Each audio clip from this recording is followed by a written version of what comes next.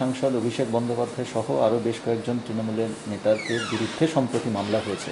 এটার আপডেটটা একটু যদি জানান, সাম্প্রতিক সময় কী আছে? হ্যাঁ, আপনারা ঠিকই শুনেছেন। তৃণমূল সাংসদ এবং তৃণমূল কয়েকজন কর্মকর্তা, ওদের বিরুদ্ধে খোয়াই কেস 77/2021 নেওয়া হয়েছিল পুলিশের সরকারি কাজে বাধা দেওয়ার জন্যে। তো সব বেইলেবল অফেন্স, ওদেরকে তখনই বেইল বন্ড সই করতে দেওয়া হয়েছে, আমি যতদূর খবর পেয়েছি। তো আজকাল একটা নতুন ট্রেন্ড হয়েছে, ওরা বেইল বন্ড সই করে বেইল নেন না, ওরা কোর্টে এসে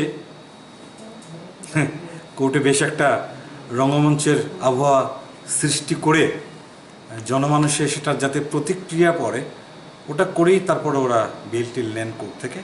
যাই হোক, খোয়াই পিএস 77/2021 আজকে আমাদের মহামান্য চিফ জাস্টিস আকিল কুরেশি সাহেবের এজলাসে ওরা কোয়াশিংয়ের পিটিশন করেছেন, ক্রিমিনাল পিটিশন 35/2021।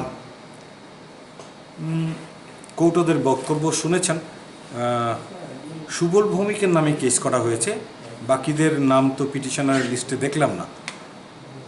ওদের বক্তব্য শুনেছেন, রাজ্য সরকারের পুলিশের তরফ থেকে আমার বক্তব্য শোনা হয়েছে, নথিও দেখেছেন।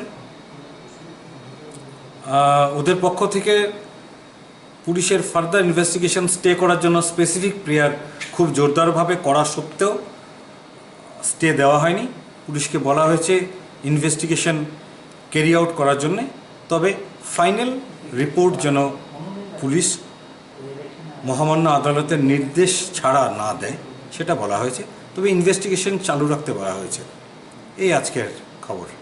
তাহলে স্যার, এটা কি বলা যায় যে আবেদনটা করা হয়েছিল তৃণমূলের তরফ থেকে, সেটা কার্যত খারিজ হয়ে গেছে?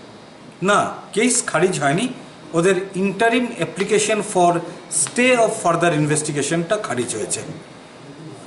মূল পিটিশনের নোটিশ ইস্যু করা হয়েছে, আর কোনো অর্ডার দেওয়া হয়নি। 2 সপ্তাহের নোটিশ দিয়েছেন শুধু, আর কিছু হয়নি। Thank you very much. ধন্যবাদ।